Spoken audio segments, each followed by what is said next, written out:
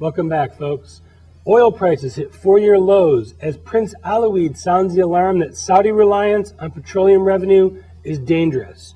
Here at home, gas prices are now cheaper per gallon than milk. Maury, we talked about this in shows past. Saudi Arabia has nothing but oil.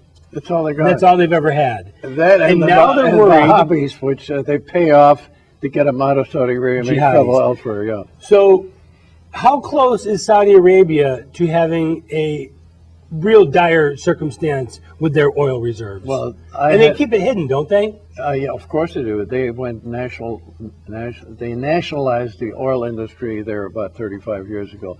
Nobody has objectively analyzed whether their numbers are correct. They have 5 huge oil excavation areas the largest in the world. It used to be, if you go back maybe to the middle of the last century, you could take a stick and put it in the sand and oil would pour out, and their cost was like $2 a barrel.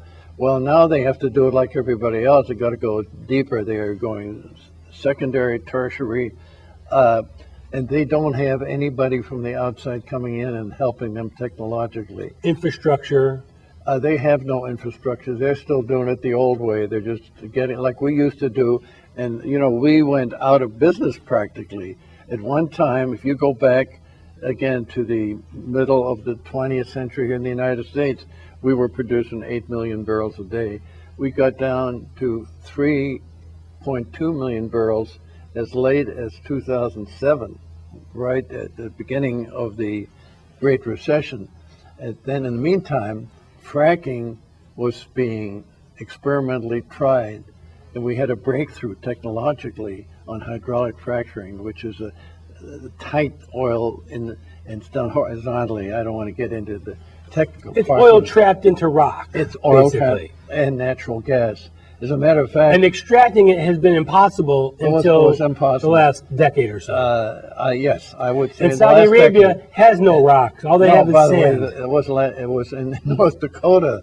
The Bakken Belt was the first really breakthrough in this. Now we are producing 8.5 million barrels.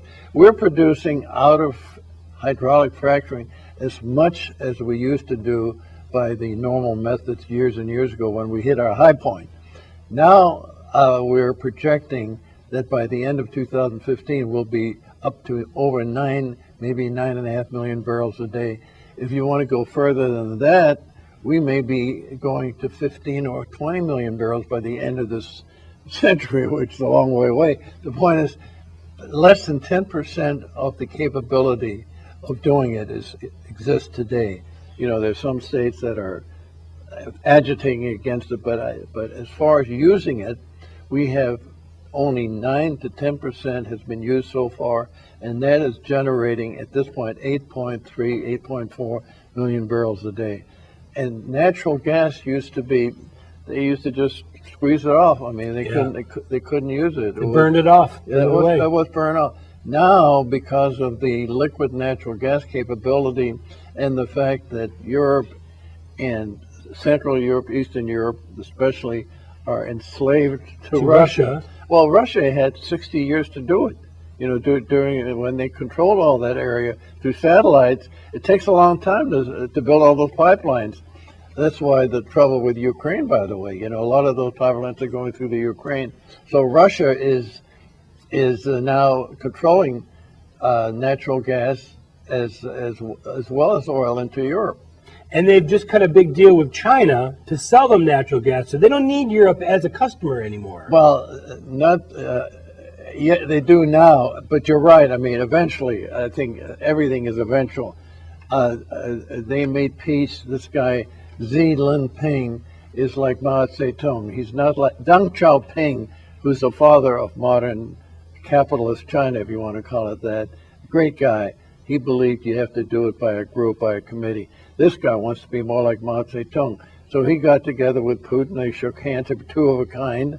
And there's a lot of oil frozen under the frozen areas of Siberia. So they've got oil and natural gas. And in about 10 years, this will be a big business. It was about the initial contract was a $50 billion contract. So China has a neighbor that they can get oil and natural gas from, and Russia has a basic Customer. not a Strategic alliance. It's a totally strategic alliance. But the point is, no, they're not going to give up what they have in Europe, but they're now not as exposed to the European situation. You know, natural gas, if there's been an approval. The one place where this government has not argued is making a natural gas into liquid natural gas and then shipping it by tankers and whatever.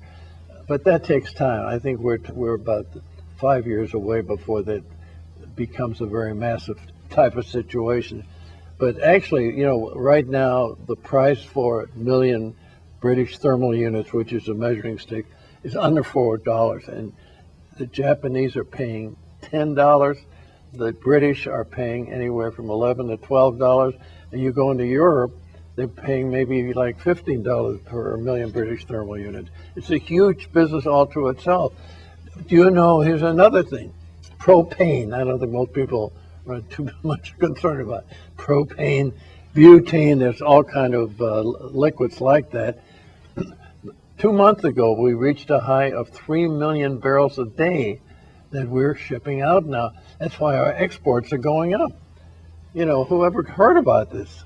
Do you think with a new change in leadership, we might be able to see the XL pipeline ever come to it? Well, to you're fruition? talking about later. We don't have a change in leadership in this country. I said with a change in leadership. Oh, it would happen tomorrow if we had a change in leadership. You know why? Because we would be bringing huge amounts of oil into our refineries. We have the largest... Basically, North America could be energy independent if we had our brain trust put together. Oh my God, we can make... Between Mexico, the United States, and Canada. It's a perfect combination. OPEC is falling apart. They're going to have a meeting on November 27th, and I think at that meeting they're going to try to get those oil prices back up again, because I think they went a little too far. You know, the price per barrel went down 25% in a period of a month. That's pretty fast. Now, you know, since I'm in the energy development business, there's a lot of oil service people that are very annoyed by this because they put their cost basis on oil, West Texas Intermediate, which is what's called the sweet oil that you get here in the United States. They were putting that in their cost basis on their budget. Well, what's happened is that Saudi Arabia usually would cut back their production and keep those prices up.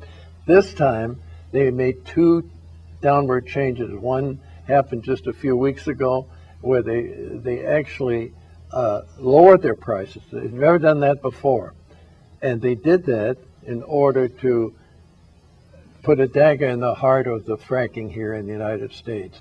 But then they had a second one that happened just a few days ago, and that purpose was to get cheap Saudi Arabian oil into the refineries, because the refineries are begging for crude oil coming out of Canada, and Canada has to use rail traffic, which is very dangerous and very cumbersome in order to ship down, and it can only ship a fraction. But very profitable for someone like Warren Buffett, who happens to own Northern Burlington Of course. Railroad. Are you kidding? They're making... There's your crony capitalism coming. Oh, crony capitalism is a big part of that, no question Now, about it. our infrastructure in terms of oil refineries, natural gas, we're a little bit behind too, aren't we? Well, we are in our piping systems, because most of our production today is from the shales, and the pipelines were based on the old way of doing business. So then they're out of sync. Also, they're antediluvian. I mean, they're way back. Now they got different materials using in pipelines. They got this guy Ed Kinder of Kinder Morgan. He's now bringing a bunch of them together. So pipeline's going to be a big business in the I noticed you've been watching O'Reilly. You're taking all his big words and using them all in today's show. That's all right. He needs competition. Don't go anywhere. Our global outlook and moment in history are coming up. If you want to catch the show, catch any of our segments, Just log on to our website. It's simple and free, theworldreport.org. Remember to like us and recommend us and leave comments. For the latest news updates, visit newsmax.com or Newsmax TV on Direct 349, Dish 223. We'll be right back.